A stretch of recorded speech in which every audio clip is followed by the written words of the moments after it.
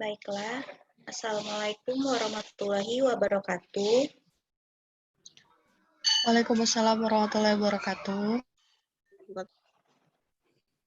Waalaikumsalam. Perkenalkan, saya Sari Rahmatullah dari Fakultas Hukum, Jurusan Ilmu Hukum, Carider 9 UKM Yurid Universitas Sriwijaya, yang akan memandu jalannya sharing session pada hari ini.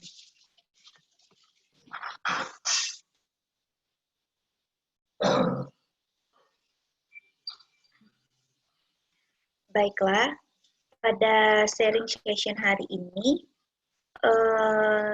kita akan mengambil tema yaitu tentang life plan pasca kampus, yang mana pada sharing session hari ini akan dinarasumberi oleh sosok yang patut kita jadikan sebagai inspirator kita semua. Dan narasumbernya itu adalah Mbak Adisti Amelia, SPD, MSc.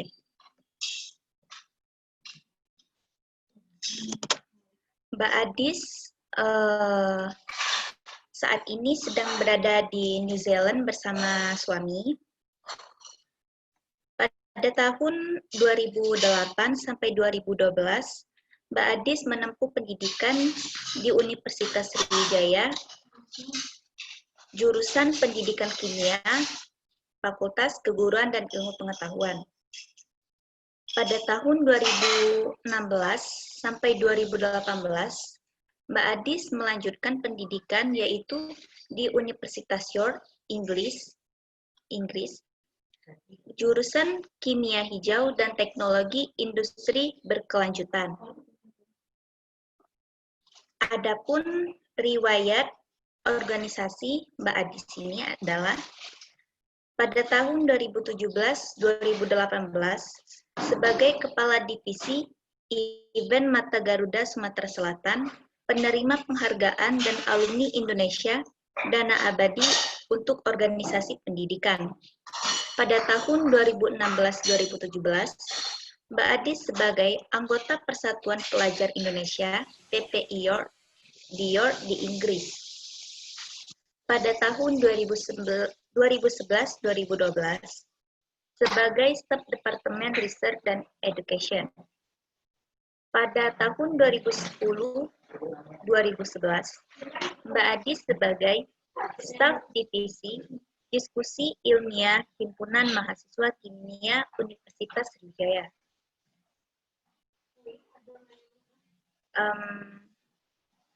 Baiklah, sebelum memulai sharing session pada hari ini, saya akan membacakan tata tertib ketentuan online sharing session pada hari ini. Yang pertama, sharing session ini diharapkan peserta menggunakan nama lengkap saat bergabung di aplikasi. Yang kedua, sesi perkenalan. Moderator melakukan perkenalan diri dan juga memperkenalkan diri pemateri. Ketiga, sesi penyampaian materi, yaitu peserta tidak diperkenankan untuk menyalakan mikrofon selama sesi pemberian materi berlangsung. Yang keempat, sesi tanya jawab. Peserta disilakan untuk mengajukan pertanyaan melalui fitur chat. Tidak mengandung sara, dan sesi pertanyaan akan ditutup apabila waktu sudah habis. Adapun format untuk mengajukan pertanyaan yaitu nama penanya, readers keberapa, dan pertanyaan. Dan baiklah, langsung saja kepada Mbak Adis untuk disilakan menyampaikan materinya.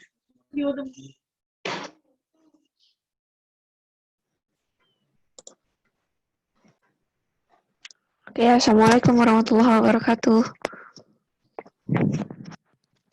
Waalaikumsalam warahmatullahi wabarakatuh. Suaranya kedengaran jelas semua? Kedengaran, Mbak. Jelas, Mbak. Jelas ya, alhamdulillah. Oke, terima kasih sama moderator.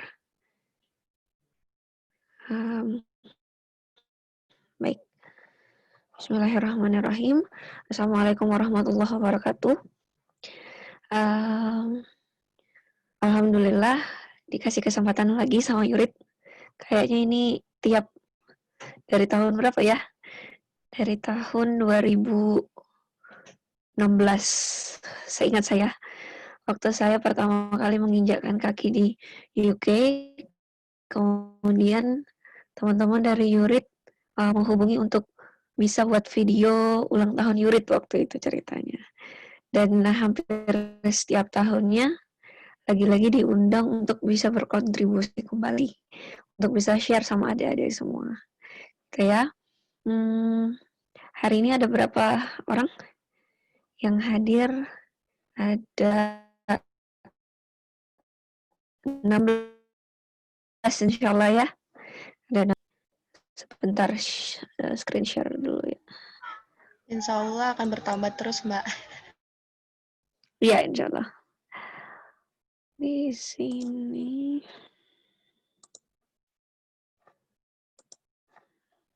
Oke.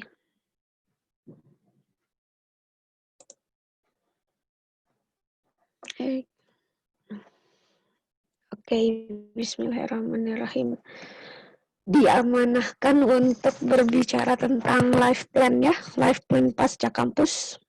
Semoga bisa menambah pengetahuan adik-adik semua dan bisa memajukan Yurit khususnya karena saya termasuk orang yang awal-awal itu dalam pembentukan organisasi Yurit saat itu di tahun 2011-2012 menjelang kelulusan ya, 1 tahun menjelang kelulusan.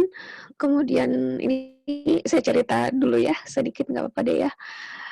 Kemudian di awal-awal itu hanya ada beberapa orang saja, bisa dihitung jari waktu itu. Nyampe nggak ya 10 orang? Rasa-rasanya ya hanya 10 orang waktu itu. Dan kemudian ada waktu itu ketuanya adalah Kak Dwi. Semoga ada banyak yang tahu ya Kak Dwi itu yang mana sudah pernah sharing. Waktu itu saya lihat di Yurit juga. Nah, pada saat itu Yurit dibentuk karena melihat nggak ada wadah nih untuk adik-adik yang mungkin berpikir teman-temannya akademik oriented aja gitu. Dan kita berupaya berpikir gimana kalau academic oriented itu bisa berimbang dengan organization oriented. Jadi nggak cuma belajar, tapi juga organisasi jalan gitu kan. Leadership kita jalan, bisa belajar banyak hal, skill-skill baru, bisa ikut berbagai kompetisi, karena waktu itu alhamdulillah teman-teman Yurit yang tergabung adalah orang-orang yang punya visi besar bahwa menjadi mahasiswa nggak cuma kuliah gitu ya. Nah, oke, hari ini yang akan kita bahas adalah itu kehidupan pasca kampus, gambarannya seperti apa sih gitu ya. Pasti adik-adik berpikir mungkin atau ada yang berpikir gimana sih kehidupan pasca kampus setelah kuliah mau ngapain, bingung gitu kan. Belum ada gambaran sama sekali. Nanti sedikit saya bahas di sini. Kemudian apa juga perbedaan kehidupan sebelum pasca kampus dan setelahnya. Yang ketiga ada tips dan strategi persiapan pasca kampus. Dan yang terakhir, apa peran UKM Yurit ini sebetulnya dalam persiapan sebelum pasca kampus. Nah, di sini saya insya Allah punya beberapa ide. Semoga ke depannya Yurit bisa menjadi salah satu unit kegiatan mahasiswa yang berperan besar untuk mempersiapkan teman-teman di Yurit dan mahasiswa seluruhnya ya di Unsri untuk mempersiapkan kehidupannya sebelum pasca kampus. Kita beralih ke materi yang pertama. Oke, Di sini bisa dilihat ya. Nah, di slide pertama ini, nanti sebenarnya pada saat kita jelang-jelang selesai kuliah, itu ngapain sih gitu kan. Mau kerja kah? Mau kuliah lagi kah? Atau mau menikah? Gitu kan. Jadi, ada yang berpikir, mau kerja dulu. Atau bahkan ada yang galau malah jadi pengangguran dulu. Mudah-mudahan enggak ya, adik-adik di Yurik enggak. Kemudian ada yang pengen langsung lanjut S2, atau ada juga yang menikah. Yang menikah ini mudah-mudahan nanti juga bisa dipersiapkan gitu kan. Jadi benar-benar masa-masa itu sebelum saya selesai kuliah, waktu itu bersyukurnya sudah ada targetan mau ngapain gitu deh ya. Saya pengen cerita sedikit. Waktu itu di kelas 2 SMA, kelas 2 SMA itu sebenarnya saya udah persiapkan S1 mau di mana gitu kan, S2 mau di mana, mau jurusan apa, kemudian bisa lanjut S3 gitu-gitu, kemudian kerjanya kayak apa. Jadi emang life plan, perencanaan kehidupan itu penting sekali. Sehingga kalau misalnya kita hanya menjalani kehidupan itu kayak normal-normal saja, jadi kayak yang kita nggak ada target tujuan khusus. Apalagi mungkin ya, saya nggak tahu adik-adik di sini apakah kuliahnya udah sesuai jurusan yang diminati, atau hanya mengambil jurusan yang orang tuanya inginkan. Jadi ada yang setengah-setengah gitu kan. Ataukah masuk di Unsri ini emang adalah pilihan terakhir. Nah, saya nggak tahu. Jadi adik-adik yang patut harus merasakan gitu dari sekarang. Kalau misalnya dari SMA menuju kuliah merupakan masa-masa yang benar-benar kayaknya hidup saya cuman ngikutin arus aja ya gitu, nggak ada yang tantangan yang benar-benar bisa dicapai gitu ya. Sekarang mulailah berpikir, mulailah berusaha bahwa untuk mengejar target itu luar biasa penting deh. Ada hal-hal yang kita bisa banggakan, baik untuk diri sendiri maupun orang tua nantinya, gitu. Oke, selanjutnya ini ya gambaran umum kehidupan pasca kampus yang tadi ada panah kerja, kemudian ada kuliah lagi, atau menikah, dan yang keempat itu terlibat peran di masyarakat. Kita bahas satu persatu. Ini yang pertama bekerja. Pilihan yang bekerja ini, karena kita berpikir biasanya ambil peluang kerja, karena masih fresh graduate kan, masih banyak orang-orang yang menerima atau perusahaan, lembaga apapun yang menerima lebih banyak S1 gitu. Jadi dari S1 itu emang masih jalannya lebih mudah. Mungkin kita berpikir seperti itu, masih lebih mudah. Terus juga pengen dapat pengalaman kerja, dan kemudian bisa jadi untuk kumpulin dana, melanjutkan S2. Bahkan bekerja di sini untuk persiapan menikah. Jadi pasca mau kayak apa gitu. Gambarannya pertama bekerja ya. Yang kedua adalah lanjut studi. Masih kedengaran suara saya? Kayaknya di sini ada tulisan unstable connection. Masih kedengaran nggak ya? Masih, Mbak. Masih ya. Masih, Mbak. Kemudian yang kedua itu lanjut studi. Nah, orang-orang yang berpikir atau adik-adik yang berpikir untuk lanjut studi ini memang dipersiapkan. dari sekitar semester 6, 7, itu sudah dipersiapkan. Kalaupun mau lanjut studi, itu mau jurusannya apa? Yang linier, atau mengambil jurusan yang berbeda, sesuai yang diminati.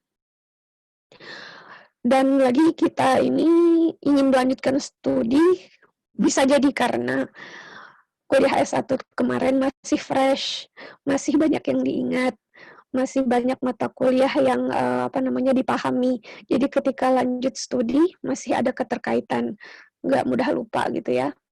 Yang ketiga, itu ada kebutuhan profesi untuk higher education background. Maksudnya adalah ketika udah dapat kerja, itu diharuskan oleh perusahaan, kalau mau naik jabatan misalnya ya, itu harus melanjutkan studi ke pendidikan yang lebih tinggi. Makanya harus dipersiapkan juga. Yang ketiga, ini menikah. Nah, pada saat itu saya belum berpikir sama sekali untuk menikah ya setelah S1 karena masih punya impian, masih punya mimpi. Waktu itu bilang sama salah satu, saya ingat salah satu atau ada dua orang ya, ada dua orang anggota Yorit ya, kami sama-sama anggota Yorit. Jadi saat itu direktorat bahwa saya sudah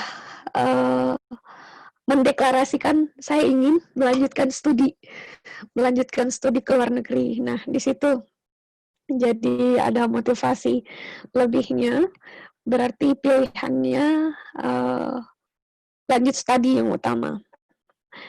Bukan menikah, tapi ada juga yang menikah gitu. Menikah ini bisa juga asalkan sudah ada kesiapan penghasilan, kemudian udah ada calon, siap secara ilmu, mental, psikologis, ini penting sekali ya. Karena kalau misalnya menikah, belum banyak tahu ilmunya, itu rada-rada agak kadang goyang rumah tangga ya, karena perlu banget kesiapan mental untuk menikah ini. Dan yang ketiga, itu dalam kehidupan pasca kampus yang memilih menikah, mungkin masih ada kesepakatan sama pasangannya untuk bisa tetap bekerja dan lanjut studi S2, gitu ya. Dan yang keempat, itu terlibat peran di masyarakat. Terlibat peran di masyarakat ini macam-macam, bisa dengan profesi yang kita geluti, jadi kita berdayakan diri kita sendiri untuk bisa bermanfaat di masyarakat, misalnya menjadi bagian dalam pengajian ibu-ibu, atau remaja masjid, peningkatan kualitas iman di area lingkungan kita, kemudian atau juga bisa menjadi guru private untuk mereka, anak-anak di sekitar lingkungan kita, bisa juga seperti itu. Itu jadi banyak sekali gambaran kehidupan pasca kampus ini deh ya, nggak cuman hanya bekerja pilihannya gitu ya, ada berbagai pilihan. Dan yang harapannya setelah mendapatkan materi hari ini, adik-adik bisa berpikir lebih luas gitu, nanti mau kemana gitu, goalnya apa. Jangan tiba-tiba udah selesai aja gitu kan, udah selesai S1 tapi bingung selanjutnya mau ngapain gitu. Oke. Ini yang kedua, tentang perbedaan sebelum pasca kampus dan setelahnya. Kita bahas dulu yang pertama tentang sebelum pasca kampus. Biasanya ini ya, refleksi saya sendiri waktu baru-baru masuk kampus, kemudian menjalani kehidupan kampus selama 4 tahun itu, adalah idealismenya tinggi banget. Pengennya begini, kemudian harus sesuai ekspektasi, IPK harus cum laude, harus 4, kemudian semuanya harus sudah perfect, harus sudah sempurna. Kuliah harus masuk terus gitu, organisasi harus pilihannya yang ini. Kalaupun diarahkan untuk organisasi yang itu nggak mau, pengen yang ini gitu. Benar-benar idealismenya tinggi sekali. Yang kedua, itu ada motivasi yang menggebu untuk mencoba banyak hal baru. Pengen ikut lomba ini, lomba itu, yang mana pengen tahu potensi saya apa gitu kan, saya bisanya apa. Yang ketiga itu biasanya ada yang academic oriented. Yang academic oriented ini waktu itu saya perhatikan adalah orangnya rajin banget kuliah. IPK-nya tiap semester 4 atau 3,9, 3,8 gitu ya. Nggak sama sekali organisasi, nggak sama sekali berpikir untuk gimana caranya meningkatkan kemampuan leadership.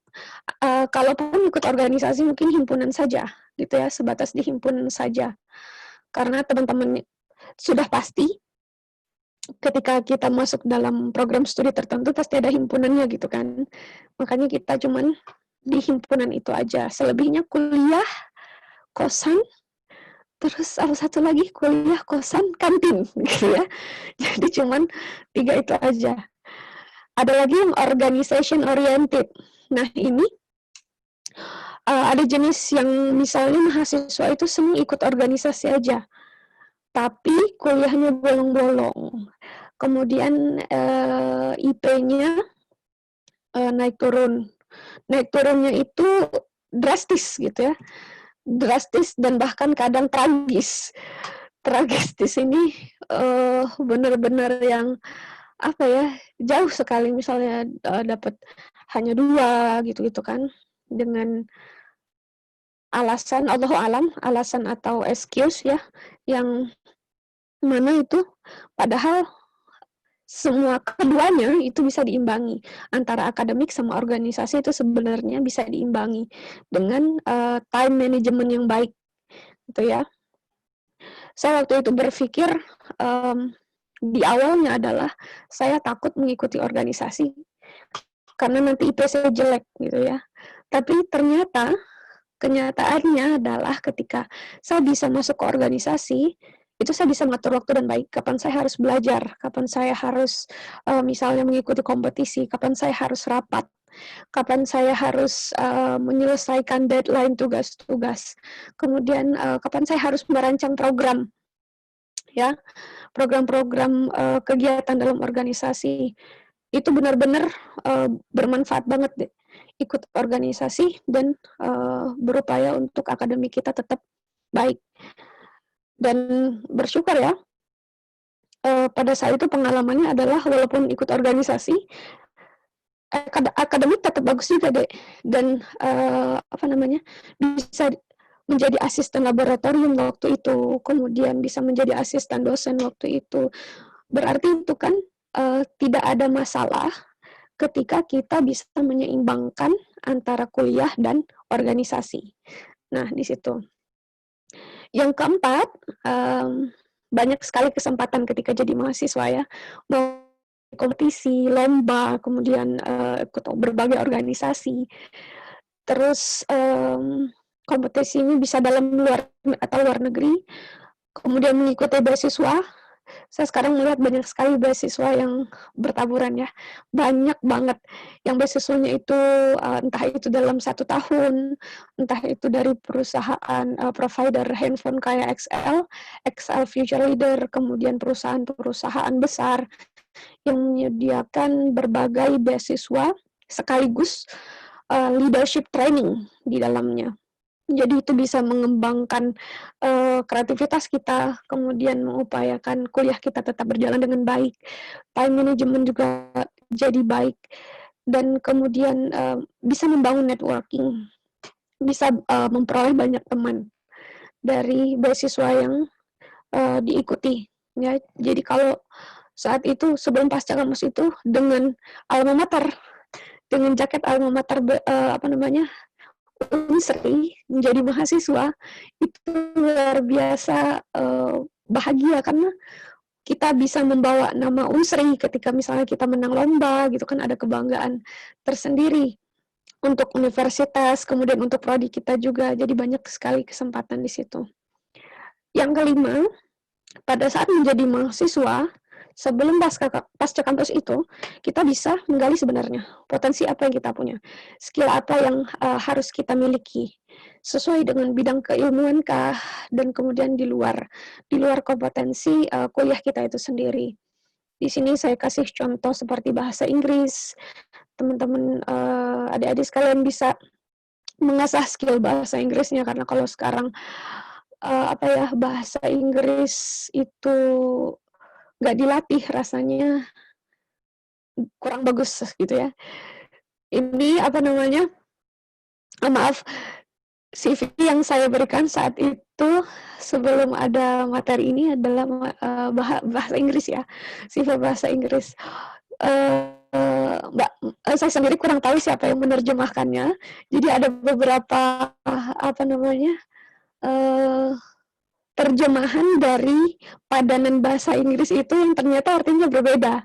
Gitu. Misalnya kayak jurusan saya di University of York itu adalah green chemistry. Nah, diartikan mungkin sama adik-adik di luar itu kimia hijau. Padahal yang dimaksud adalah kimia ramah lingkungan di situ, bukan kimia hijau. Kemudian ada lagi organisasi Mata Garuda. Nah, di situ saya termasuk, jadi organisasi itu adalah organisasi yang menghimpun awardee, penerima, dan alumni dari penerima LPDP, Lembaga Pengelola Dana Pendidikan. Dan di situ jadi artinya berubah. Nah, itu kenapa saya jelaskan, saya beritahu sama adik-adik semua bahwa bahasa Inggris itu penting sekali. Bahasa Inggris itu di zaman yang sekarang ini amat-amat penting. Kemudian desain grafis, bisa banyak belajar desain grafis. Kemudian bisa juga belajar public speaking. Saat jadi mahasiswa, bagaimana bisa mengatur kosakata, mengatur struktur bahasa, itu juga penting dilatih gitu ya saat masih jadi mahasiswa. Jadi ketika selesai kuliah, mana tahu gitu kan, nanti suatu saat adik-adik semua yang ada di York sekarang ini menggantikan para alumni, bisa berkontribusi kembali menjadi narasumber, menjadi inspirator untuk adik-adik generasi di bawahnya gitu. Jadi penting juga untuk belajar public speaking. Kemudian network building, jadi membangun jaringan, bagaimana mempunyai teman-teman yang banyak, pandai bergaul, kemudian luas ketika berteman dengan orang lain, nggak kaku gitu. Itu penting banget untuk dilatih. Ini yang keenam, itu biasanya sebelum pasca kamu pasti ada yang mungkin mengajar IPK.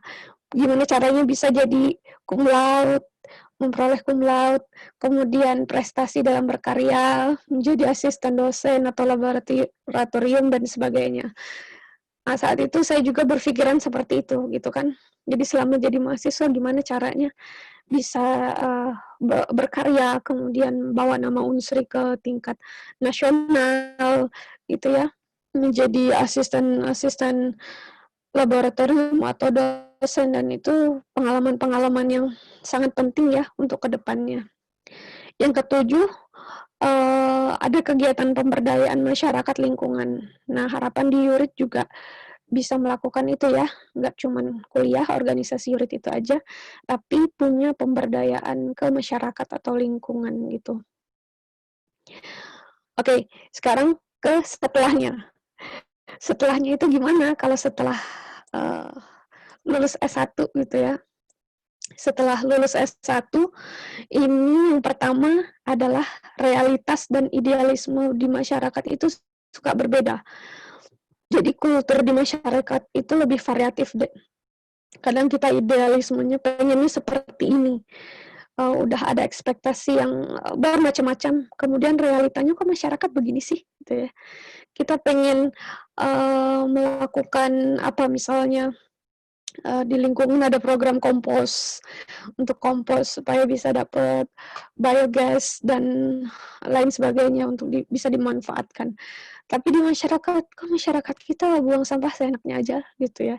Kok mereka nggak begini sih, nggak begitu sih, gitu. Itu mulai menjadi perasaan yang tidak menyenangkan ketika idealisme kita tidak sesuai dengan realitasnya. Yang kedua, ini idealismenya malah semakin turun, semakin kendor. Karena sudah berpikir gimana ya caranya menerapkan menetapkan ide itu berdasarkan masalah yang ada gitu ya. Jadi nggak melulu kita berpikir, oh ada ide ini, ada ide itu, pengen diterapkan. Tapi ternyata itu nggak cocok di area lingkungan kita. Dan jadinya kayak putus asa sendiri gitu ya. Jadi perlahan idealismenya berkurang, tetapi berpikir bagaimana memecahkan masalah dengan realita atau kondisi yang ada. Selanjutnya, kesempatan untuk bisa ikut seminar, training itu jauh lebih berkurang ketika bukan menjadi mahasiswa lagi. Karena biasanya training itu diadakan di tempat-tempat kerja tertentu. Kalau adik-adik sekalian udah masuk kerja, baru bisa ikut training lagi. Dan trainingnya itu ya tentang apa yang ada di kerjaan gitu kan. Nggak kayak di kampus. Kalau di kampus kan berbagai macam jenis training, seminar, lokakarya, kemudian bermacam pokoknya.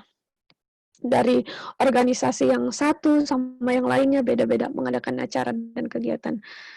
Sehingga pada saat setelah kampus itu kayak kita merasa kehilangan kegiatan-kegiatan yang biasa kita ikutin gitu. Bakal merasa banget nantinya. Merasa butuh tapi sulit untuk bisa ikut yang gitu-gitu lagi. Kalaupun ada, mungkin bayar karena bukan mahasiswa di kampus itu lagi gitu, bukan mahasiswa Unsri lagi. Kemudian yang keempat, sudah berpikir tentang arah target jangka panjang. Udah bukan yang nanti kalau misalnya saya kerja di sini, saya udah masuk kerja ini, saya pengen kerja di perusahaan itu selama berapa tahun. Kemudian pengen ada peningkatan profesionalnya seperti apa. Kemudian jenjang karirnya seperti apa. Kemudian baru berpikir lagi nanti lanjut studinya setelah tahun keberapa gitu. Setelah pasca kampus pasti lebih banyak lagi target-target jangka panjang yang ingin diraih. Oke, yang kelima ada, nah ini pasca kampus itu kadang hilang arah dan fokus karena ekspektasi kita itu nggak ketemu sama kondisi yang ada di masyarakat atau kondisi yang terjadi. Tiba-tiba kok saya ngerasa nggak ada passionnya di situ gitu. Kok saya kemarin ngambil kuliah ini ya, padahal kan saya seneng ini. Tiba-tiba nggak fokus sama apa yang pengen dicapai. Tiba-tiba kebingungan sendiri gitu kan. Saya mau jadi apa? Padahal kan sebelumnya saya pengen jadi ini gitu. Jadi tiba-tiba hilang arah. Yang karena prioritas semakin berubah-ubah. Karena di luar diri kita ada kondisi keluarga, dan kemudian jadi jadi bingung sendiri karena keluarga kita pengennya kita mungkin bekerja dulu tapi kita pengen S2. Terus ketika kita lagi S2 tiba-tiba keluarga kita minta supaya kita bisa nikah gitu-gitu. Jadi benar-benar ini ya, setelah kuliah itu benar-benar masa yang kadang nggak aman juga. Dan yang ketujuh itu bisa saja tiba-tiba merasa aku kok nggak bisa apa-apa ya, rasanya skill aku kok nggak ada ya, kompetensi yang harusnya aku punya kok ternyata nggak ada ya gitu ya, aku kemarin ngapain di kampus gitu, tiba-tiba merasa begitu setelahnya, padahal mungkin banyak seminar, kemudian hal-hal yang kita ikuti selama di kampus, tapi tiba-tiba ngerasa kayak yang kita bukan siapa-siapa dan kita tidak memiliki kemampuan apa-apa. Itu kadang terjadi juga setelah kampus. Oke, sebentar ya. Ini kok ada something.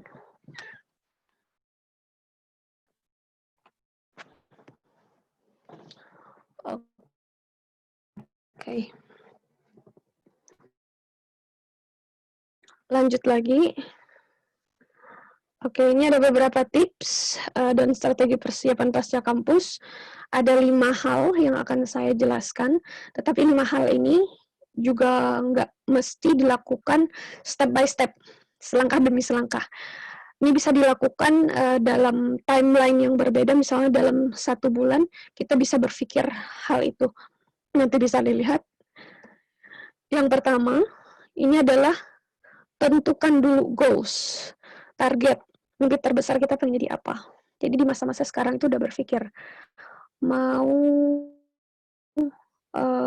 jadi apa, pengen kerja di mana misalnya, kemudian apa aja yang pengen diraih, pengen S2 lagi kah, kalau pengen S2 maunya di kampus mana, kemudian mau jurusan apa yang sesuai, yang linear, yang sesuai dengan bidang sebelumnya, atau pengen yang berbeda, sesuai passion, atau kemudian pengen jadi pengusaha, bisa juga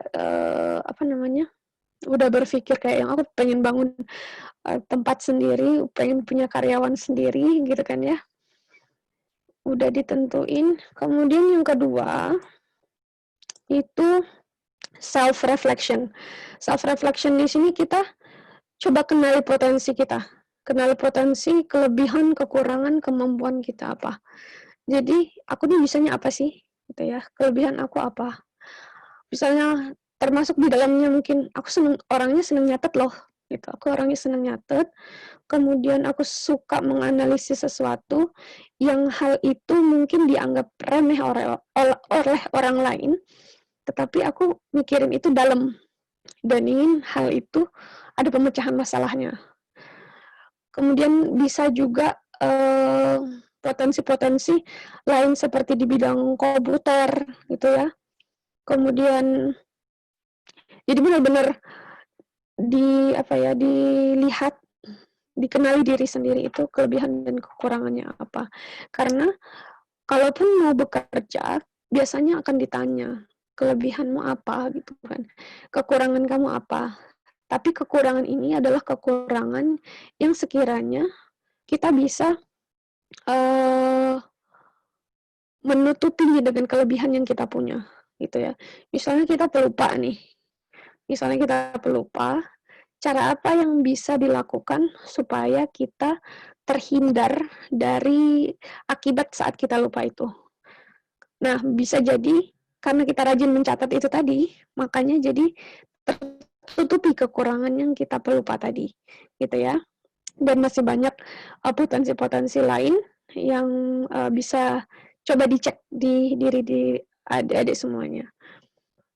Yang ketiga, ini penting nih, ikut organisasi, kegiatan, training, itu supaya dapat bisa ningkatin, upgrade, improve semua kapasitas kita, kompetensi kita, supaya kita bisa meraih mimpi besar kita yang kita punya, yang sudah kita tentukan tadi. Misalnya kalau mau bekerja di perusahaan ini, saya harus bisa apa? Saya harus mengetahui apa sih yang dibutuhkan gitu ya. Jadi benar-benar disiapkan dengan mengikuti organisasi dan training-training yang diselenggarakan di kampus. Yang keempat, nah ini bisa jadi pilihan. Yang keempat ini, cari tempat magang. Misalnya di perusahaan-perusahaan yang ada di Sumsel ataupun ada di luar Sumsel, kemudian bisa magang, coba cari magang di lembaga, karena manfaatnya banyak sekali kalau misalnya bisa magang di perusahaan atau lembaga di luar kampus. Kita bisa membangun network, bisa bangun jaringan, punya banyak teman, dan itu ada kemungkinan misalnya kalau kita pengen bekerja setelah S1, maka masih ada kemungkinan kita bisa bekerja di perusahaan tersebut. Karena kita pernah punya jaringan dan teman di sana, jadi kita bisa dapat kerja di sana, mengaplikasikan apa ya yang udah kita pelajari selama magang saat itu, dan kemudian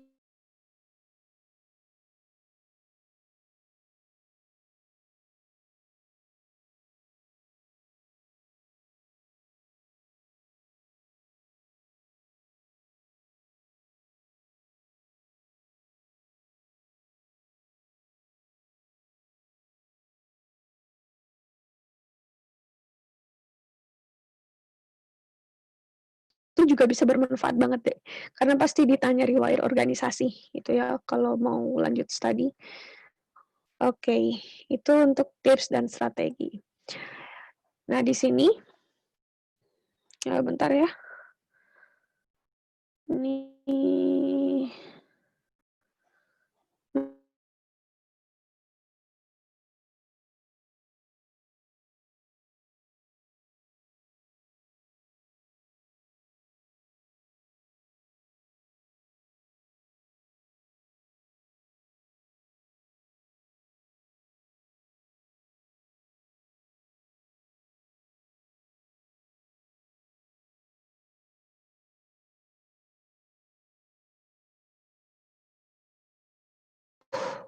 kampus terbaik ya, 7 kampus terbaik dan menyesuaikan sama semua deadline-nya gitu ya. Jadi tindakannya, tugas-tugasnya ngapain aja dari minggu ini. Minggu ini harus nge-review aplikasi dokumen persyaratan untuk setiap sekolah. Kemudian ngumpulin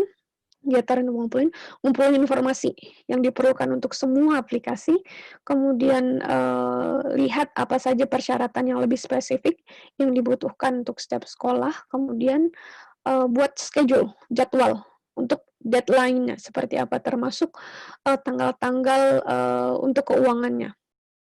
Jadi ini karena dia mau mau lanjut studi, makanya dia mempersiapkan 7 pilihan kampus terbaik dan deadline seperti apa. Jadi ada dalam 1 minggu itu benar-benar di-list apa yang harus dilakukan. Kemudian dalam 1 bulan, itu apa yang harus dilakukan? Yang pertama, ngelengkapin aplikasi dasarnya. Misalnya ijazah, transkrip gitu-gitu ya, rekomendasi dosen. Nah, itu harus disiapkan. Kemudian ngumpulin informasi yang lebih spesifik lagi. Mungkin perlu TOEFL, TOEFL-nya perlu berapa, persyaratan bahasanya perlu berapa. Kemudian biasanya diminta untuk buat esai. Kalau diminta buat esai, kita harus buat esai. Dalam bulan ini kita harus selesai 1-2 esai yang dibutuhkan misalnya. Kemudian ngontak dosen untuk dapetin rekomendasi. Kemudian persiapan informasi untuk biaya sekolahnya gimana. Dalam 6 bulan, nih ya, ada 6 bulan, jadi lebih spesifik lagi, ini untuk jangka 6 bulannya, itu mempersiapkan apa? Melengkapi semua esai, termasuk proofread. Proofread itu gimana? Proofread ini kayak esai kita itu dibaca sama orang lain, minta review sama orang lain, masukan apa, kritikan apa yang harus diperbaiki di esai itu, gitu. Selanjutnya melengkapi aplikasi semuanya, kemudian rekomendasi yang kita minta sama dosen-dosen itu di follow up. Udah siapa aja dosen yang bisa, kemudian yang bisa ngirim ke kita, itu siapa aja. Kemudian submit aplikasi. Jadi dalam 6 bulan itu, di 7 kampus terbaik itu kita udah submit aplikasinya, kalau misalnya mau S2 ya. Nah, kemudian sukses yang seperti apakah dalam target ini? Jadi bisa dibilang sukses kalau semua aplikasi untuk 7 kampus terbaik itu semuanya selesai di submit, selesai di register, udah didaftarkan semuanya. Reward-nya apa? Nah, kita bisa kasih reward sama diri kita sendiri. Jangan lupa kasih reward dengan diri sendiri apabila udah mencapai suatu targetan tertentu. Itu bisa jadi hadiah ya untuk kita sendiri. Nah, di sini bisa lihat resources, sumber-sumbernya, apa aja yang harus dilihat. Itu harus, misalnya tes bahasa harus berapa, misal harganya berapa, kemudian harus skornya berapa, kemudian volunteer pernah di mana, kapan, sama orang-orang apa, aktivitas organisasi, kemudian rekomendasi, di list, dosennya siapa aja. Kemudian lihat website kampusnya sama kontak personnya. Dan yang terakhir itu reflection. When it's all over, reflect on the process and the outcome. Jadi lihat gimana proses sama hasilnya, gitu ya. Itu sudah sesuai keinginan kita apa enggak. Oke, ini contoh yang saya buat waktu saya waktu itu tahun 2014, saya ingat.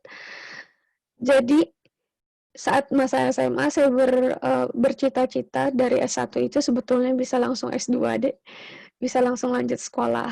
Namun qadarullah, takdirnya Allah berbeda. Jadi saya ada masa sekitar 2 tahun itu untuk kerja dulu, ternyata kerja dulu, terus nabung-nabung dulu biar bisa nyiapin untuk biaya kursus lagi, biaya kursus bahasa lagi, gitu kan, dan mempersiapkan semuanya sampai bisa dapat beasiswa, gitu.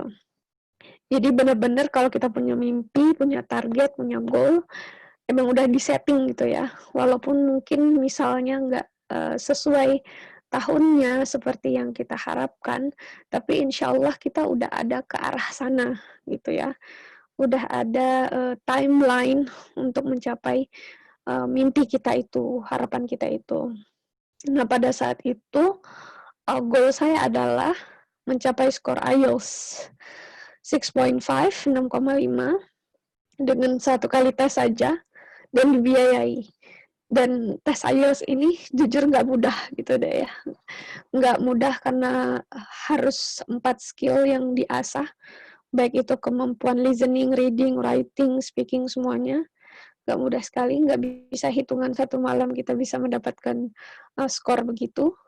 Karena pengalaman teman-teman pun suami saya sendiri harus mengambil 2-3 kali tes gitu ya untuk IELTS ini, dan saya bersyukur Allah kasih 1 kali tes dan dibiayai itu memang ya memang itu gitu.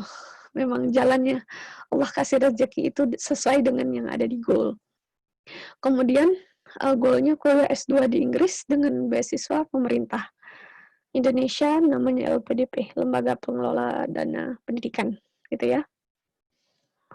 Nah, contoh untuk plan per mingguan, bulanan, dan 6 bulannya itu kayak apa, gitu. Ini saya kasih contoh deh. Untuk minggu ini, saya tugasnya, targetnya adalah belajar bahasa Inggris di kampung Inggris Pare. Pokoknya saya pertengahan Agustus 2014 waktu itu harus berangkat gitu ya. Berpikir kemudian mulai belajar dari nol untuk semua skill-nya dan cari tempat kursus terbaiknya yang mana. Jadi bukan lagi yang trial dan error, cari kursus yang ini, yang itu, kemudian bisa udah nggak berpikir situ lagi. Kemudian cari informasi persyaratan beasiswanya, buat list semua dokumen yang dibutuhkan waktu itu sebelum berangkat ke Jawa Timur. Jadi sebelum berangkat itu saya udah lihat dulu nih informasi-informasi umumnya apa. Misalnya butuh ijazah atau transkrip yang perlu ditranslate bahasa Inggris, maka saya persiapkan semuanya itu sebelum berangkat. Kemudian buat schedule deadline kursus bahasanya juga mau berapa lama, mau 2 bulan kah, 3 bulan kah, 1 tahun gitu kan. Itu memang udah di deadline. Kemudian 1 minggu udah, kemudian di breakdown lagi menjadi dalam 1 bulan. Dalam 1 bulan ini apa yang harus selesai gitu. Di situ saya bisa dibaca deh ya. Ijazah dan transkrip harus selesai, translate, kemudian dapat tempat kursus yang bagus untuk listening waktu itu. Karena di bulan itu saja ya. Dalam 1 bulan, kemudian buat jadwal mau kursus grammar dan TOEFL untuk di bulan-bulan berikutnya gitu. Buat list dosen yang akan memberi rekomendasi. Nah, di sini ada beberapa dosen yang saat itu saya hubungi, saya kontak untuk bisa memberi rekomendasi. Baik itu dekan, koprodi, dosen pembimbing skripsi, kemudian dosen PA gitu kan, pembimbing akademik, semuanya saya hubungi, dan alhamdulillah mereka semua dosen-dosen tersebut memberikan rekomendasi untuk saya bisa lanjut sekolah. Dalam 6 bulan apa yang harus saya udah capai? Itu selesai kursusnya ya.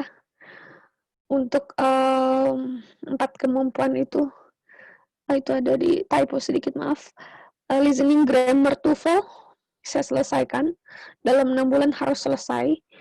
Kemudian udah selesai ambil tes TOEFL dengan skor sekian-sekian. Jadi waktu itu skor TOEFL kalau misalnya dilihat bisalah untuk daftar beasiswa di dalam negeri gitu kan. Tapi saya masih berpikir saya masih ingin luar negeri, gitu kan. Lanjut kursus speaking lagi, daftar program IELTS-nya, dapat surat rekomendasi dan nulis esai. Jadi dalam waktu seminggu, sebulan, 6 bulan benar-benar dibuat list-nya apa saja yang melakukan. Begitu juga kalau misalnya adik-adik mau kerja gitu. Dalam minggu ini apa yang harus adik tingkatkan misalnya. Kemampuan apa yang harus diperoleh, training apa saja yang harus diikuti. Kemudian kalau saya contohnya kursus, kemudian adik-adik harus berpikir seminar, workshop, kemudian training, kemudian dari organisasi saya harus melakukan apa supaya kompetensi, kapasitas saya bertambah untuk menjadi seorang leader, gitu-gitu penting. Nah, ceritanya waktu itu di kamar saya pasang lah ya foto ini, jadi mengingatkan saya setiap hari gitu kan, bahwa saya akan kuliah ke sana, saya akan melihat London Bridge itu, saya akan benar-benar menginjakkan kaki di sana untuk studi lanjut gitu ya, di bidang yang ingin saya geluti. Waktu itu saya berpikir pengen jurusan kimia murni, karena saya ingin lebih dalam belajar kimianya, karena sebelumnya belajar pendidikan, sekarang pengen murninya. Jadi saya ingat-ingat di sini pandang London Bridge itu setiap hari, rasain udah sampai di sana, jadi mengafirmasi diri sendiri bahwa saya udah di sana, saya udah nempuh studi di sana, di UK itu gitu ya, dengan beasiswa. Kalau biaya sendiri rasanya mahal sekali gitu deh ya. Dan kemudian sumber-sumbernya apa saja yang harus saya lihat dan saya cek gitu ya. Website penyelenggara beasiswanya, LPDP, kemudian ngecek kampusnya, kampus-kampus di UK itu yang sesuai dengan bidang yang pengen saya geluti. Kemudian gimana buat CV yang bagus ya untuk beasiswa gitu kan. Kemudian surat rekomendasi itu seperti apa? Apakah harus saya yang menulisnya kemudian baru dapat persetujuan dosen, atau kemudian dosennya yang harus mengirim langsung ke kampus-kampus di UK-nya gitu. Kemudian juga harus siapkan SIL-PDP. Jadi sumber-sumbernya itu bersyukurnya pada saat di kampung ke Inggris itu ketemu sama teman-teman juga yang pejuang beasiswa, jadi dapat beberapa referensi gimana cara nulis esai yang baik gitu kan, yang hanya untuk 2000 kata, yang hanya untuk 2 lembar saja gitu, gimana bisa dapat review yang bagus dari teman-teman yang lain. Kemudian untuk sertifikat IELTS-nya butuh berapa, kalau misalnya pengen lulus di kampus itu harus skor berapa, kalau misalnya pengen lulus beasiswa yang LPDP ini harus skor berapa minimumnya. Jadi penting banget untuk ngecek semua keseluruhan rencana untuk mencapai goal itu. Sama juga kayak kerja. Kemudian ikut seminar-seminar pendidikan tentang UK. Ini waktu itu saya ikuti di Surabaya dan Jakarta. Jadi udah benar-benar nggak mau sama negara yang lain.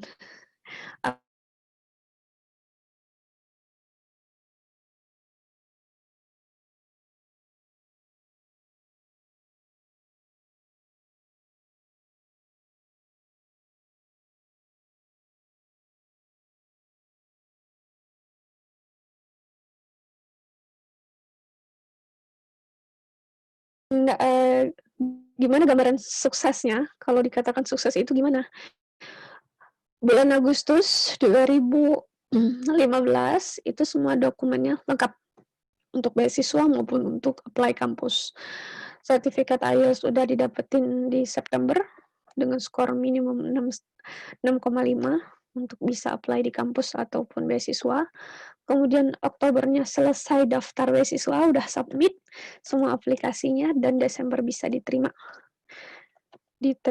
sama lolos beasiswanya gitu. Jadi refleksinya di situ saya buat setiap selesai kursus dan mencapai target tertentu, misalnya saya udah selesai 1 bulan les gitu, saya baru boleh jalan-jalan. Karena ada progres kan ya, ada kemajuan di setiap bulannya gitu kan, untuk belajar grammar, belajar TOEFL, dan kemudian tes, dan hasilnya juga sesuai dengan target saya, maka saya kasih reward untuk diri sendiri.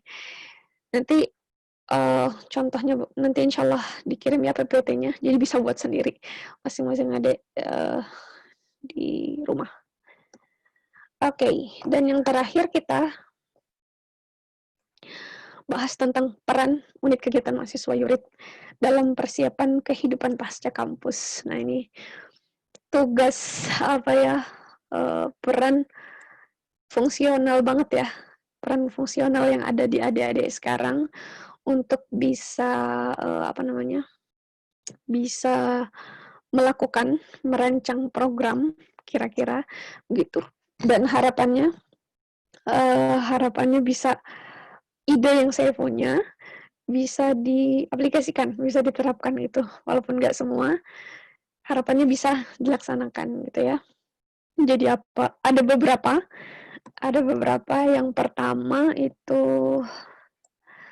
bridging antara alumni Yurid dan mahasiswa. Jadi menjembatani lah ya, menjembatani antara alumni Yurid dengan mahasiswa, dengan anggota Yurid itu sendiri, atau mahasiswa Unsri secara luas, dalam merancang program untuk persiapan life after kampus. Jadi kehidupan setelah kampus itu kayak apa. Di sini program-program yang bisa dilakukan, contohnya misalnya kayak self-reflection process. Jadi benar-benar programnya itu dirancang gimana untuk mengenali minat mahasiswa di situ, pun anggota Yurid, mengenali potensi yang ada, kelebihan yang ada, kekurangan yang ada. Jadi alumni di sini bisa berperan, alumni Yurid di sini bisa punya kontribusi lagi untuk kampus, untuk komunitas ini gitu ya, untuk organisasi ini. Jadi adik-adik yang di bawahnya itu merasa nggak hanya melihat, oh Mbak yang itu udah jadi ini, oh Mbak itu udah punya kisah sukses hidup yang seperti ini, oh kakak itu udah lulus di sini, udah menjadi ASN, oh kakak itu udah punya usaha sendiri. Jadi nggak hanya sekedar melihat gitu ya, tapi bisa merasakan langsung kontribusi alumni. Itu ya, harapannya di situ untuk Yurid. Kemudian pembekalan pengetahuan dan kisah sukses para alumni Unsri secara umum, dan alumni Yurid secara khusus yang memang udah ahli di bidangnya, udah berkecimpung dalam peran itu, udah lama. Jadi ada beberapa yang saya lihat juga ya dari grup Yurid, ada beberapa kakak-kakak alumni yang sharing tentang kisah suksesnya, gimana persiapannya menjadi apa-apa yang diimpikan gitu ya. Baik itu udah jadi pegawai swasta kah, menjadi pengusaha, menjadi dosen dan lain-lain gitu. Yang ketiga, itu membangun jaringan tim alumni agar bisa jadi future star coach. Nah, di sini mungkin adik-adik di Yurid bisa ngelis lagi angkatan-angkatan yang sebelumnya itu siapa aja namanya, kemudian dia sekarang udah di mana, udah jadi apa, pencapaiannya apa aja. Kemudian coba untuk di-approach, dideketin, dihubungin gitu ya, untuk bisa jadi coach, untuk bisa melakukan coaching, pendampingan, atau mentoring kelompok. Jadi bisa buat program di mana alumni Yurid ini bisa meng-coaching, bisa coaching adik-adik angkatan di bawah, gitu ya. Baik itu untuk supaya tahu skill, ataupun berdasarkan bidang potensi atau minat dari mahasiswanya. Enggak, misalnya kalaupun belum bisa semuanya, bisa aja dari adik-adik Yurid dulu gitu kan. Satu alumni Yurid sebagai coach-nya, kemudian 5 orang anggota Yurid itu sebagai pesertanya. Misalnya benar-benar di filter ya, benar-benar dilihat gitu ya, oh teman-teman di URIT ini yang mungkin pengen jadi pengusaha, ini orangnya gitu ya. Kemudian lihat lagi list-nya. Siapa aja nih misalnya, apa namanya, alumni URIT-nya yang udah jadi pengusaha itu siapa? Oh Mbak ini, Kakak ini udah pernah jadi pengusaha ini.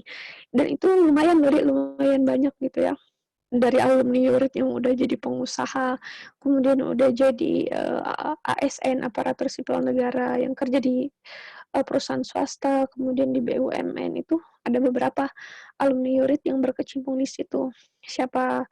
Kemudian siapa alumni yang udah lanjut S2, yang kemudian jadi peneliti, jadi dosen, itu perlu dibuat list lagi. Coba didekati, dihubungin lagi, dan buat coaching ini. Jadi adik-adik itu bisa punya gambaran, oh kalau mau jadi dosen misalnya ya, mau jadi dosen itu harus ngapain aja gitu kan, harus mempersiapkan apa aja. Nah itu yang keempat itu. Jadi URIT menjadi sarana mahasiswa untuk menjawab pertanyaan tantangan pasca kampus. Apa sih yang dibutuhkan? Kalau pengen jadi ASN, apa aja sih yang dibutuhkan? Apa aja yang perlu diperbaiki gitu kan, yang perlu di-upgrade dari diri, dan apa aja yang perlu dipersiapkan? Apakah itu tentang tes IQ, tes pengetahuan yang lain-lain gitu kan. Kemudian kalau misalnya mau jadi pengusaha, apa dulu yang harus disiapin gitu ya, harus modal berapa kalau misalnya usaha ini dan ini gitu kan. Kemudian kalau misalnya banyak mau jadi apalagi nih, mau jadi pegawai swasta gitu kan, pegawai perusahaan swasta atau perusahaan BUMN gitu-gitu. Apa aja sih tesnya yang harus diikutin gitu ya. Jadi uh, bukan karena adik-adik itu nggak mampu gitu kan. Kalau misal pun nggak lulus, tapi boleh jadi karena adik nggak tahu apa-apa aja yang harus dilakukan untuk mencapai mimpi besar itu. Nah, dengan adanya program-program yang seperti itu, jadi URIT bisa jadi sarana juga untuk dari anggota URIT khususnya sendiri ataupun mahasiswa unsrinya itu bisa meraih goal tadi, bisa meraih mimpi besar tadi. Gitu ya, kalaupun mau bekerja, kalaupun mau jadi pengusaha, kalaupun mau jadi apalagi mau lanjut studi ke luar negeri, itu benar-benar punya gambaran apa sih yang harus dipersiapkan. Jadi langkah ada itu nggak benar-benar dari nol banget, tapi udah punya gambaran yang luas untuk bisa apa ya, ada tikungannya lah gitu ya, ada jalan tolnya bisa meraih itu lebih cepat. Karena bisa jadi apa yang dialami, pengalaman yang dilalui oleh alumni itu lebih lama prosesnya. Sedangkan kalau misalnya kita bisa membantu adik-adik yang di bawah kita untuk bisa sukses juga dengan sesuai bidang yang mereka inginkan, itu insya Allah lebih cepat. Karena kan penting banget ya, awalnya, saya ingat kembali awalnya, URIT ini tidak hanya dibentuk untuk orang-orang yang ingin sukses secara akademik, sukses secara kelak finansial, tapi juga punya kecerdasan spiritual yang baik gitu ya, punya kecerdasan emosional yang baik, yang taat gitu, yang insya Allah kalau yang muslim jadi yang solih-solihah juga, nggak sekedar dia punya kemampuan untuk memimpin, tapi juga kemudian bisa menjadi contoh, bisa menjadi tauladan di luar sana setelah selesai kuliahnya gitu. Jadi mungkin itu beberapa ide dari saya ya Dek, benar-benar alhamdulillah udah bagus nih ya, udah ada beberapa kali sharing dengan alumni. Nah, di follow up lagi kegiatannya. Jadi lebih lebih spesifik, di breakdown lagi, lebih bagus programnya, dan itu bisa insya Allah bisa Yurit benar-benar bisa dirasakan kebermanfaatannya bagi mahasiswa yang mungkin banyak galau ketika semester 6 sampai 8 gitu. Mungkin hanya itu materi yang bisa saya sampaikan ya, berharap ini bisa bermanfaat untuk adik-adik semua dan bisa diimplementasikan di URIT. Karena kalau mengingat masa-masa jadi mahasiswa itu benar-benar motivasinya besar sekali, ide itu banyak. Kemudian, berpikir bagaimana cara menerapkannya, gimana ya bisa, berkembang. Dan kami dari anggota pertama kali sampai sekarang yang udah reader ke-9 itu benar-benar Masya Allah takjub. Begitu, fantastis gitu ya, dengan jumlah yang banyak, kemudian berbagai program, yang diadakan gitu. Benar-benar bangga gitu deh ya. Nah, selanjutnya bisa ditambah lagi program-program di mana nggak hanya berkutat di anggota yurid itu sendiri. Gimana caranya merangkul lagi alumni-alumni yurid yang udah bertebaran di luar sana, itu bisa ikut berkontribusi lagi, gitu ya, bisa. Banyak mbak-mbaknya juga yang jadi pengusaha, kemudian mbak-mbaknya yang jadi, akademisi, jadi dosen, sekaligus jadi peneliti juga, udah S2 juga gitu kan, beasiswa ini dan itu gitu, banyak sekali. Jadi, benar-benar sebetulnya yurid bisa untuk, apa, gandeng lagi alumni-alumninya gitu ya, supaya bisa, menghasilkan anggota-anggota yurid pada saat setelah, pasca kampus, pada saat pasca kampus gitu, juga bisa jadi yang terbaik di masyarakat, bisa jadi contoh dan teladan, gitu ya. Oke, alhamdulillah materinya udah selesai, silakan saya kembalikan ke moderator. Baiklah, terima kasih untuk Mbak Adis yang sudah menyampaikan materi yang sangat bermanfaat bagi kita semua. Nah, sekarang itu masuk ke sesi tanya jawab. Ada titipan pertanyaan dari Yuni Hartati, Readers 8. Pertanyaannya, apa alasan Mbak mengambil jurusan Green Chemistry? Lalu, apakah penelitian S1 Mbak dulu paralel sama jurusan S2? Oke, jadi pada saat itu saya berpikir tentang ini ya, apa namanya, kimia, itu kan banyak jenis bahannya deh ya, banyak jenis bahannya, kemudian saya berpikir gimana ya cara memanfaatkan bahan-bahan yang ada di lingkungan, itu bisa menjadi, bahan kimia lagi gitu, jadi raw material lagi, bahan baku, yang bisa digunakan untuk baik itu industri ataupun perusahaan-perusahaan, kosmetik, kemudian makanan, kemudian yang lainnya. Terus pas penelitian yang, pada saat S1, otomatis kan itu tentang pendidikan ya, tentang pendidikan. Itu otomatis tidak linear sama sekali. Karena saya memilih pada saat S2 itu, sudah berdasarkan passion dan minat saya, di kimia bagian apa gitu kan. Kimia kan banyak sekali deh ya, ada yang, kimia itu dari organik, anorganik, kemudian, kimia fisika, kimia biologi, macam-macam. Dan saya udah, menentukan minat saya gitu, pada saat itu inginnya apa.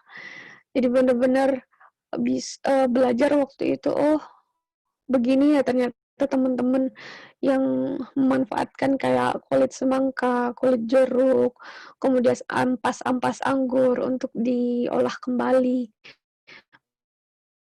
menjadi bahan-bahan yang kembali bisa bermanfaat gitu, nggak hanya dibuang ke tempat sampah. Sayangnya mungkin hal ini nggak terlalu jadi concern saat di Indonesia, karena perusahaan-perusahaan, eee, basis kimianya yang ada di Indonesia itu tidak berpikir bagaimana untuk mengolah limbah itu supaya digunakan kembali, itu sayangnya di sana. Jadi agak, kesulitan ketika kembali ke Indonesia untuk menerapkan pengetahuan yang udah kita punya. Tapi mudah-mudahan kelak ada masa bisa diterapkan, diimplementasikan apa yang sudah saya pelajari itu deh. Di jawabannya itu ya, benar-benar nggak linear, tapi masih bagian dalam kimia. Nggak linear penelitian yang pertama dengan yang kedua pada saat S2. Gitu. Jadi benar-benar pada saat S2 memilih minat saya ke arahnya yang mana gitu. Udah dijawab ya?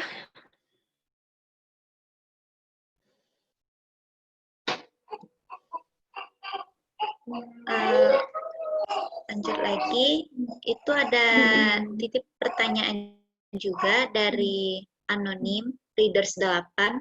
Pertanyaannya, bagaimana alur untuk meminta surat rekomendasi ke jurusan Mbak dulu? Itu minta rekomendasi ke pembimbing skripsi atau kaprodi? Jadi waktu itu saya minta ke pembimbing skripsi juga. Saya jelaskan waktu itu melalui email, karena posisi saya di Jawa Timur, jadi saya kontak beliau-beliau ini menggunakan email. Waktu itu saya email dekan pembimbing 2, kemudian juga ada dosen PA, pembimbing akademik, juga saya email. Kemudian ada dosen lainnya juga. Nah, itu penting sekali ya, Dek, membangun kedekatan dengan pembimbing akademik, dengan dosen pembimbing akademik, dengan dosen pembimbing skripsi, karena beliau-beliau ini, ataupun dengan dekan, beliau-beliau ini menjadi perantara kita juga dalam memberikan rekomendasi, baik itu misalnya nanti di dunia kerja ataupun ingin mendapatkan beasiswa gitu ya. Jadi memang di email dijelaskan di situ bahwa saya ingin melanjutkan studi di kampus ini di Inggris dan ingin mendapatkan beasiswa dari pemerintah Indonesia, beasiswa LPDP. Jadi memohon rekomendasi dari Bapak gitu kan. Nah, alhamdulillah dapat respon yang baik, yang luar biasa baik.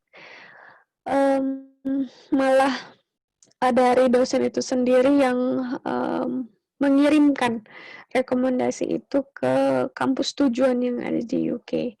Karena memang pada saat itu dari kampus tujuan mengharuskan bahwa rekomendasi dosen itu harus dikirim langsung oleh dosennya.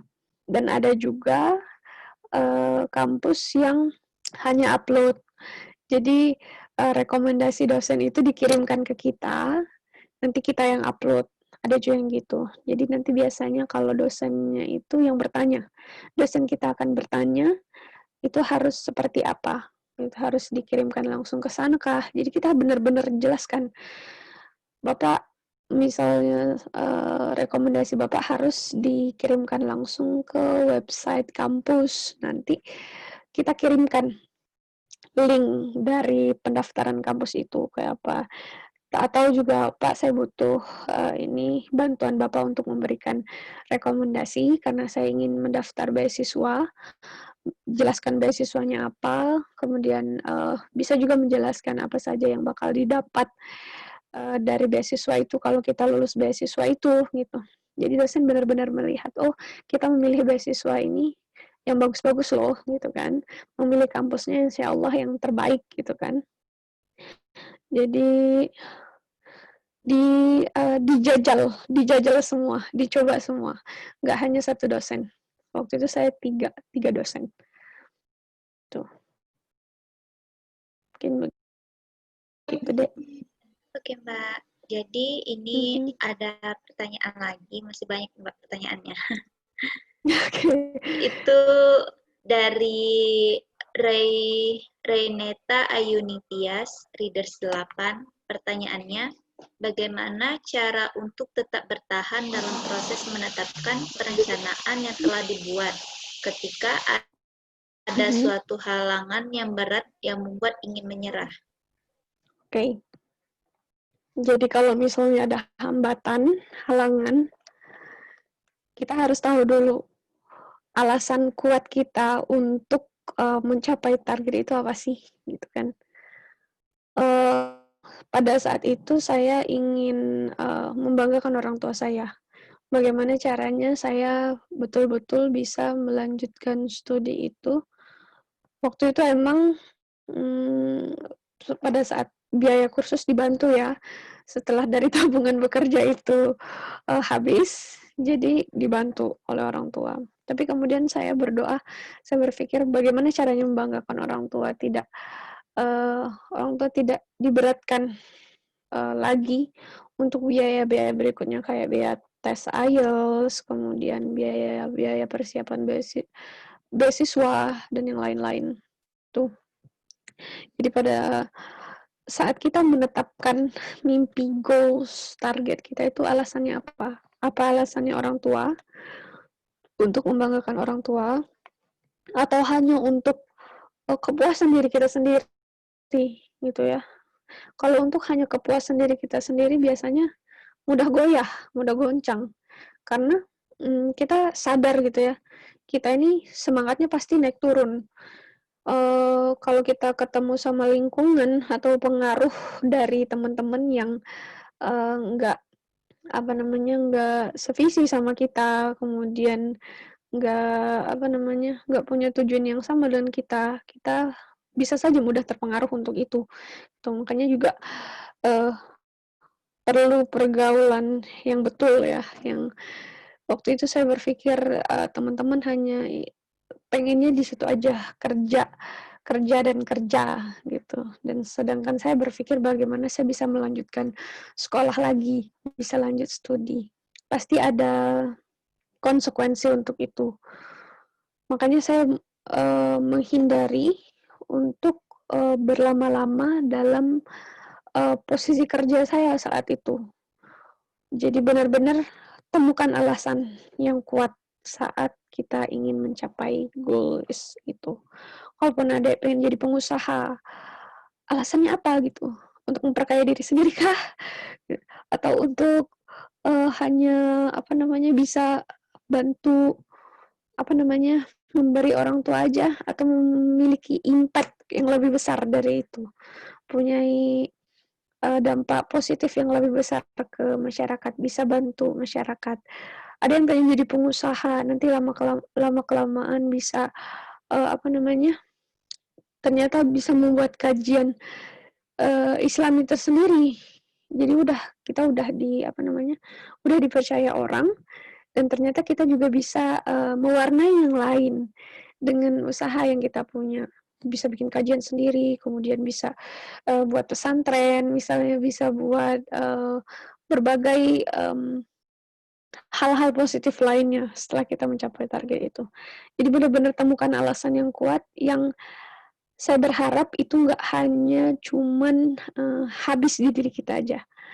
Pada saat kita selesai, ya udah selesai, terus nggak ada hal-hal yang bermanfaat lainnya yang bisa dirasakan oleh orang lain. Gitu. Kalau ada misalnya menghadapi halangan sama hambatan, ingat lagi alasan yang terkuat. Buat alasan yang benar-benar kuat, yang nggak habis hanya di diri kita saja. Boleh lanjut pertanyaannya? Iya, Mbak. Jadi ini dari Sari Rahmatullah, cara 9. Pertanyaannya, bagaimana cara Mbak untuk mengatasi kendala-kendala yang terkadang menjadi masalah utama untuk melanjutkan studi melalui beasiswa, baik dalam ataupun ke luar negeri. Misal kendala di ekonomi, sehingga untuk mengikuti kursus itu menjadi pertimbangan karena biaya yang tidak mencukupi. Oke. Sekarang udah dunia digital deh ya. Banyak kursus-kursus online yang tersedia, yang bahkan gratis, dan itu sebenarnya hanya ada pada tekad azam tekad kita untuk bisa mengatasi hal itu. Sedangkan solusi sebenarnya banyak. Misalnya untuk bahasa Inggris saja. Handphone, smartphone yang adik-adik punya, laptop yang adik-adik punya, kemudian pakai data internet, itu upayakan jangan habis hanya melihat di sosial media, tapi gunakan hal yang bermanfaat. Misalnya untuk mengupgrade kemampuan bahasa, gitu ya. Ikuti misalnya dari kursus-kursus bahasa Inggris online yang tersedia secara gratis. Biasanya mereka buka giveaway, mereka buka prediksi TOEFL gratis, gitu kan. Ada lagi juga YouTube untuk belajar menulis itu seperti apa, banyak sekali di dalam smartphone kita yang kecil itu bisa kita jadikan sarana untuk belajar, untuk meningkatkan kemampuan kita dari YouTube, dari Google, dari apapun itu, gitu. Ini bukan hanya tentang biaya, gitu kan. Kalaupun tentang biaya, kita berpikir saya menghabiskan berapa jam dalam 1 bulan untuk aktivitas sosial media, saya menghabiskan pulsa berapa dalam 1 bulan misalnya untuk paket data, saya gunakan itu untuk apa, biasanya gitu. Jadi jangan excuse, jangan beralasan bahwa nggak punya biaya, bahwa harus berjuta-juta les itu, gak mesti begitu. Cari juga teman-teman yang punya keinginan yang sama untuk mengimprove bahasa Inggris kita. Biasanya dengan memiliki 2, 3, atau 5 orang teman aja deh, bareng-bareng nih, itu tinggal tinggal download aja buku untuk belajar bahasa Inggris, misalnya writing atau untuk belajar IELTS, tinggal di-download. Itu paket data kan? Paket data habis berapa sih untuk mendownload itu dibandingkan akumulasi pulsa yang kita gunakan, beli paket data yang kita gunakan dalam 1 bulan itu, gitu. Jadi benar-benar harus dari tekad kita. Kuat, jangan berpikir bahwa belajar itu mahal. Sekarang belajar itu bisa dari manapun, dari internet, dari YouTube, dari Instagram, ya banyak sekali ya itu. Kemudian cari temannya yang betul-betul ingin melakukan perbaikan yang sama, meningkatkan kemampuan yang sama bahasa Inggris.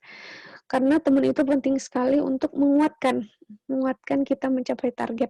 Kalau ada teman ya, teman yang sevisi itu. Kemudian itu yang utamanya, dua hal itu ya. Jadi jangan bereksis kita nggak ada biaya. Kalau misalnya sekarang posisinya lagi misalnya masih dapat dari orang tua gitu. Kalau kita punya tekad yang besar, kita nggak banyak habiskan pengeluaran itu. Sedikit demi sedikit ditabung untuk biaya kursus atau biaya tes bahasa Inggris gitu ya, Dek ya. Jadi benar-benar berpikirlah bahwa Allah akan membukakan jalan ketika kita sudah memulainya. Kita bertekad di sana, minta sama Allah, minta pertolongan Allah untuk kasih kesempatan itu, kasih rezeki yang luas untuk kita, supaya kita bisa belajar yang banyak dalam hal ini, belajar bahasa Inggris.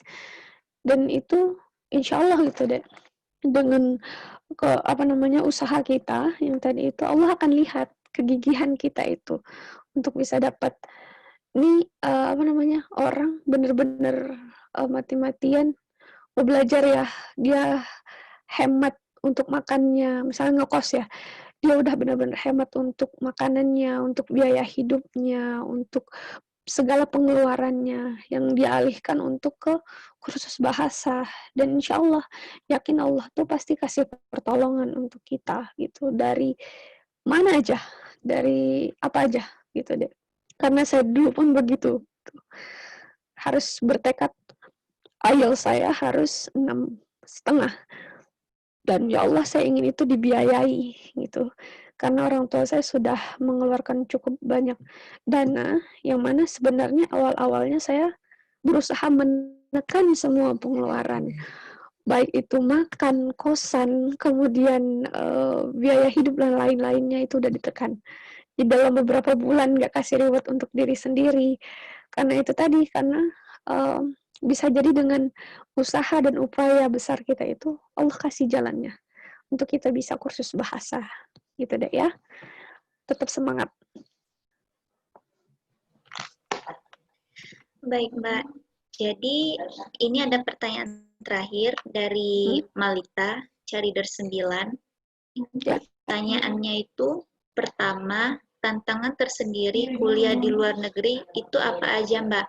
Dan cara mengatasi tantangan tersebut itu bagaimana? Kedua, sebagai wanita, misal setelah lulus udah dianjurin orang tua untuk menikah, tetapi kitanya ingin melanjutkan S2 dulu. Menurut kakak, untuk menyikapi itu bagaimana? Oke. Saya jawab dulu yang pertama ya. Tantangannya apa aja pada saat di luar negeri? Pertama, itu bahasa Inggris pastinya. Karena bahasa Inggris itu kan bahasa kedua bagi kita, second language lah ya. Ya, jadi kultur masyarakat yang berbeda. Yang pertama tadi bahasa, yang kedua kultur masyarakat yang berbeda. Kemudian belum lagi kita menjadi minoritas tentang ibadah. Tantangannya di situ. Waktu-waktu sholat, yang harusnya kita segera sholat, kita masih ada jam kuliah. Apalagi kalau misalnya di musim tertentu, jadwal sholatnya itu berdekatan dan kita ada jam kuliah. Jadi benar-benar itu tantangan bagaimana caranya bisa tetap sholat dan mengambil waktu sholat ketika jam istirahat yang mungkin hanya 10 menit. Pada saat perkuliahan ada break 10 menit, maka kita harus kejar untuk sholat. Kemudian ada lagi pengaruh lingkungan teman-teman gitu. Kalau misalnya kita ngikut arus, ikut arus ya, jadi kadang kebiasaan, habit orang-orang di luar yang suka misalnya untuk kumpul-kumpul di tempat yang clubbing atau apa yang misalnya yang harusnya nggak kita lakukan gitu, itu harus kita juga yang berkuat-kuat diri untuk tidak terwarnai ya, tidak terwarnai oleh kebiasaan yang dilakukan oleh teman-teman kita itu. Gimana caranya menghindari ajakan itu. Tapi kalau misalnya cuman makan di resto, oke lah ya. Tapi gimana caranya juga yang nggak ada wine-nya, nggak ada beer-nya, dan yang berkaitan dengan itu sebisa mungkin kita menunjukkan bahwa ini kita loh. Kita misalnya muslim ya, ini kita muslim, kita harus ibadah di waktu-waktu yang seperti ini, kemudian kita tidak meminum minuman yang beralkohol, kemudian kita juga tidak melakukan hal-hal yang dilarang. Itu benar-benar menunjukkan siapa kita di sana. Jadi ada beberapa yang saya sebutkan tadi deh ya, tentang bahasa. Itu juga kalau kita di awal-awal pada saat datang di UK itu saya butuh bahkan penyesuaian itu sampai 3 bulan untuk bisa paham betul-betul dengan apa yang mereka katakan. Karena aksennya, dialeknya beda sekali dengan pada saat saya tes bahasa Inggris waktu itu. Dan kemudian kultur masyarakatnya yang waktu itu memang berbeda, yang mungkin saya rasa kok begini amat ya gitu ya. Ini udah mana masjidnya cuma satu, di kota ini cuman ada satu aja, dan terus juga nggak bisa sering-sering ke masjid gitu kan. Dibandingkan dengan di Indonesia, terus kadang bisa kumpul sama teman-teman Indonesia yang lain gitu. Itu tantangan-tantangannya. Kemudian yang kedua tadi pertanyaannya apa ya? Tentang menikah atau wanita ya? Wanita yang menikah, wanita yang kita dianjurkan untuk menikah, tapi masih pengen lanjut S2. Nah, jadi benar-benar ini dijelaskan sama orang tuanya. Kenapa alasannya pengen S2 gitu, pengen studi lanjut. Kenapa untuk nggak nikah dulu? Kalaupun kita juga udah punya kesiapan lahir batin ya, kesiapan fisik, mental, ilmu, dan sebagainya untuk menikah, kenapa enggak menikah dan studi di masa yang bersamaan gitu. Ini pilihannya adalah menunda menikah, lanjut studi, atau kita mengiyakan orang tua untuk menikah, baru lanjut studi, atau yang ketiga adalah menikah dan studi lanjut itu bersamaan gitu. Jadi benar-benar dijelaskan sama orang tuanya kalau misalnya belum siap, belum ilmunya cukup, belum lahir batinnya, mental, psikologisnya belum siap untuk menikah, dijelaskan sama orang tuanya gitu. Dan kemudian menjelaskan juga dengan secara halus kepada orang tua, karena kalau misalnya hanya biasa saja, harus ngomong dari hati ke hati sama orang tua. Kan kalau hanya gambaran mau pengen studi lanjut aja Bu, Pak gitu, Ayah ngapain studi lanjut misalnya jauh di luar, nggak ada yang jagain, nggak ada yang perhatikan dan sebagainya, itu coba diberi penjelasan yang baik sama orang tuanya, insya Allah dipahami beliau kalau kita memberikan alasan yang logis yang diterima sama mereka. Itu kalau menurut saran saya, Dek, jangan sampai kita mengeluh-elukan ingin mencapai mimpi kita, tapi kitanya sendiri nggak bisa bersikap baik dengan orang tua. Padahal orang tua yang selama ini, misalnya S1 ini, dukungan itu dari orang tua. Baik biaya, kemudian penguatan motivasi itu dari orang tua. Untuk bisa kuliah, selesai kuliah jadi sarjana itu karena alasan orang tua. Lalu kenapa pada saat ingin melanjutkan studi alasannya juga bukan orang tua lagi? Itu benar-benar dijelasin deh ya, dari hati ke hati ke orang tuanya. Bagaimana bisa diterima alasan logisnya gitu. Yap. Baik Mbak, terima kasih atas jawabannya dari pertanyaan-pertanyaan yang sudah diajukan tadi. Nah, sekarang itu terakhir memasuki sesi foto. Ada fotonya juga ini. Pak, moderator izin bertanya boleh nggak? Iya. Oh ya, langsung aja Iya, deh. boleh. Mbak, kenalin Mbak, aku Yuni dari Prodi Pendidikan Kimia, Mbak. Oh, Masya Allah. 2017, iya Mbak.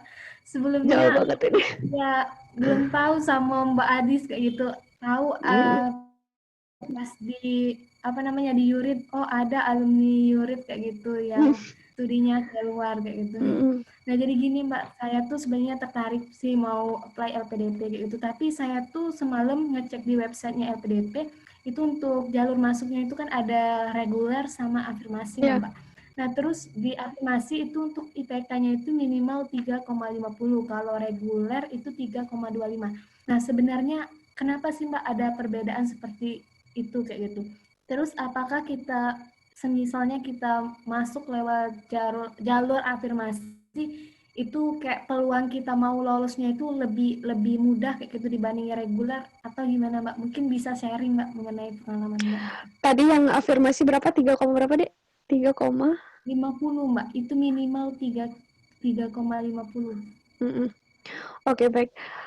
Jadi kalau untuk ini bukan masalah lebih mudah atau reguler ya. Itu biasanya juga banyak persyaratan khusus lainnya. Karena biasanya pada saat S1 itu mahasiswa yang bidik misi itu arahnya ke afirmasi. Bidik misi itu kan berarti dia harus punya prestasi, baik secara organisasi, kemudian skill yang lain, dan terutama juga bisa mengimbangi dengan akademiknya gitu.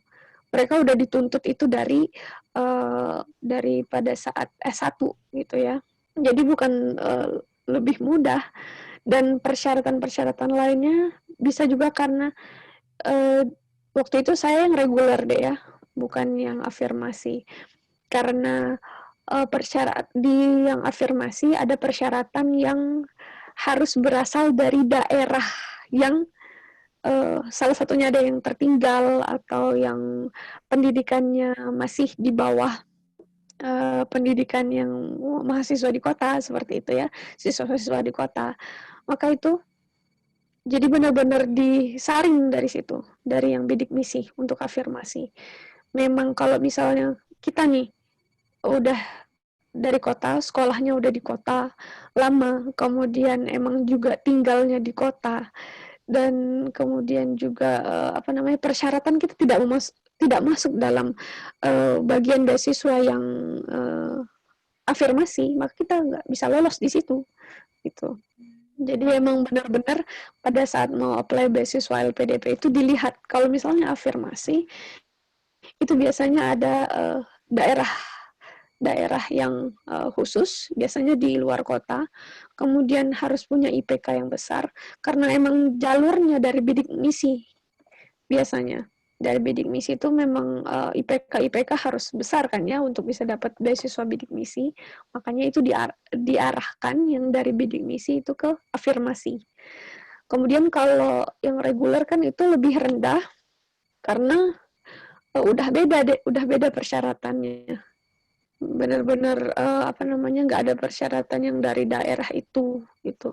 Dan emang kita juga kalau misalnya IELTS gitu ya, IELTS itu kita udah nggak dapat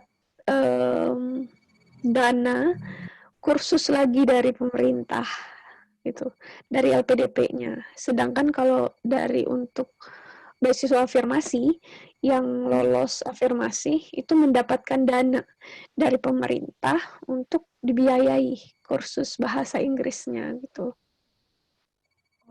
Gitu. Tapi untuk biaya itu kan dapat biaya makan juga kan Mbak, sama biaya buku. Biaya itu sama nggak dengan yang reguler kalau afirmasi, atau untuk di afirmasi itu lebih banyak kita dapat dana uang buku sama uang makannya, atau sama aja Mbak? Sama aja. Kalau untuk biaya hidup itu disesuaikan dengan setiap kotanya. Jadi beasiswa yang untuk misalnya di Jogja ini ya, di Jogja sama di Jakarta itu beda gitu ya. Misalnya untuk di UK sendiri, di Inggris sendiri, yang kuliahnya di kota sama yang di daerah pinggiran itu beda biayanya. Gitu. Jadi benar-benar LPDP merincikan dana hidup itu berdasarkan dengan pendapatan tertinggi setiap kota gitu deh. Jadi misalnya di Jogja kan lebih murah nih makannya gitu kan dibandingkan Jakarta yang lebih mahal. Nah gitu. Itu bukan berdasarkan mana yang lebih tinggi. Bukan dari situ melihatnya.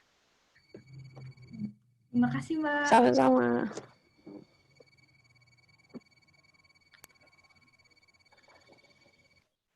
Baiklah. Okay. Terima kasih untuk Mbak Adis. Sekarang itu sesi foto. Diharapkan untuk semua peserta meng-on-kan kameranya untuk sesi foto ini.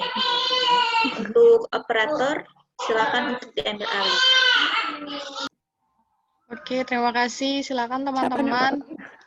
Operatornya Reneta, Mbak, yang ngechat Mbak. Oke. Oke, silakan semuanya hidupin kameranya. Kita foto. Maaf ya Mbak, cuma sisa segini. Kalau siang kayaknya emang agak kurang. Ya. Cewek semuanya nih. Iya, cewek semua. Bagus nih, bagus. Oke. Kita foto ya. Bentar. Oke, 1, 2, 3, senyum. Oke, eksis berprestasi dong, Mbak. Gimana sih, Mbak, eksis berprestasinya, salam intelektualnya? Nah, oke. Oke. Oh gitu ya? Oh di foto nih. Iya, oke. 1, 2, 3.